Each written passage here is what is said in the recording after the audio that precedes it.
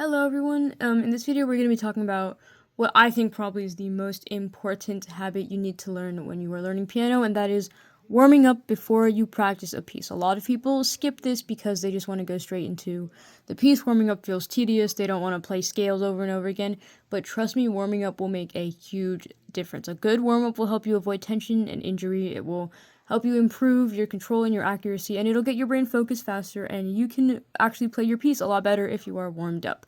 So think of it like stretching before a workout. Your hands will need preparation too, so that you don't injure them, or that you don't, overexert your hands if they're not prepared properly, especially if you're playing harder pieces. So if you jump straight into difficult music, especially if it's like your hands are cold, you haven't played for a while, your fingers will be stiff, your coordination will be off, and you are far more likely to make mistakes because your fingers just won't cooperate. So a short, focused warm-up is all that you need to make everything feel right, and it doesn't have to be like, you don't have to run every single scale and every single arpeggio and jump around and practice ragtime for a lot. Just 5 minutes is enough, just a couple quick scales that are necessary. So before you even touch the keys, try shaking out your hands. Just get some blood flowing, wiggle your fingers. I like to do this just because I've relatively small hands, so this will help stretch it out. And if I have to do big octave stretches, then it just helps stretch them out. Roll your shoulders, relax your wrists. Try just tapping the piano to get the proper hand shape, so you're not flat or you're not too curved. Just tap gently with your fingertips on the piano to get in the right shape. If you remove tension before you start playing, you'll be good. You won't like lock up and you won't overexert your fingers. What I like to do before is a simple 5-finger pattern is with your left hand too.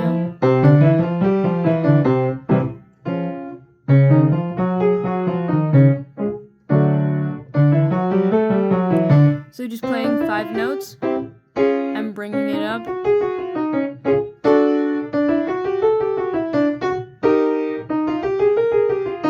So that'll just help get your blood flowing, get your, I don't know what motion this is, your playing motions, get in that nice and smooth and getting it warmed up. So focus on an even sound, curved fingers, and a loose wrist. This will just wake up your, it'll just wake up your hand. If you don't want to do the whole up and down thing, you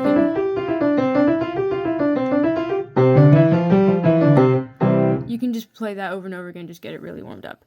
Another thing that I love doing is playing scales, especially the scale of the piece that I'm playing. So if my piece is in A major, I will play the A major scale just so I can recognize the sharps and the flats, or recognize where the jumps and skips are, so that if I'm playing the piece, I know exactly where to go. This is honestly one of the most helpful things that you can do, is to know your key before you play the piece, so that you can recognize sharps when they come up in the music. Because remember, in the key signature, you'll get all your sharps and flats there, and they won't carry through in the piece. If it's D sharp and you see that in the key signature, every single D is not going to have a sharp on it. It's going to be implied, and you're going to have to just know that based on what key you're in. So play the scale of the key of your piece. That will help you really warm up. Another thing you can do is an articulation variation. So change how you play. Playing the same scale, let's do the C major scale. You can play it smoothly. And then you can play staccato.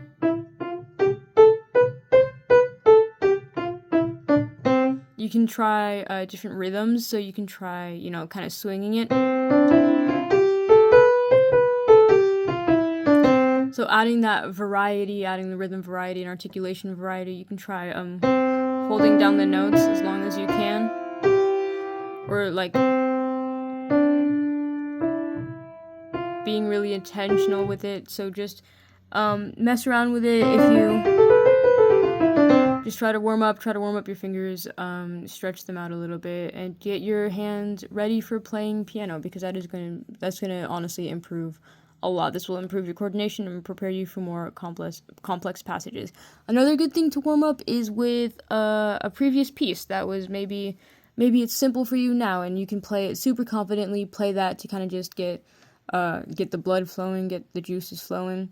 Whatever you need to do. If you don't want scales, if scales are boring and you're sick of playing the same 8 notes over and over again, play an old piece, play a new piece, play a hard passage of a new piece to try and to get your brain in that mindset. So add dynamics, add parallel motion. This is one of the skills that we had to learn is you have to play them in parallel. And if you have, let's say like F where there's a flat and they're not in the same place, this is it.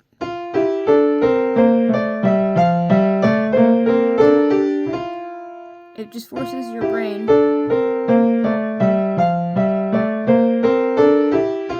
to slow down and kind of really think about what you're doing and what your fingers are doing and what you have to practice.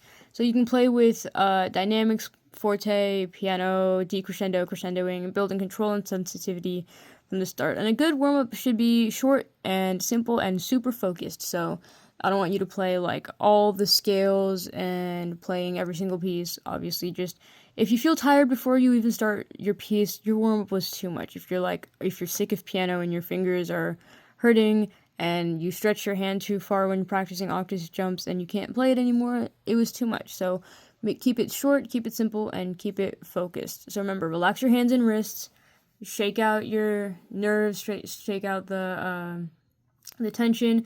Do 5-finger patterns.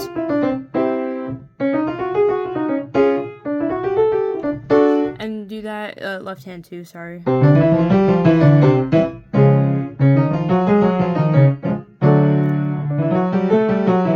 Practice the scales, practice maybe 1 or 2 scales of the pieces you are going to practice.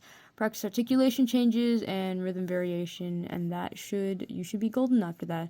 Remember, simple, relaxed, and focus on control, not speed. If you build this habit, you'll notice improvement a lot faster. Warming up, I think, is genuinely one of the most important things you can do before you start practicing. It's super, super vital. Warm up and then practice. Thank you, and I'll see you in the next lesson.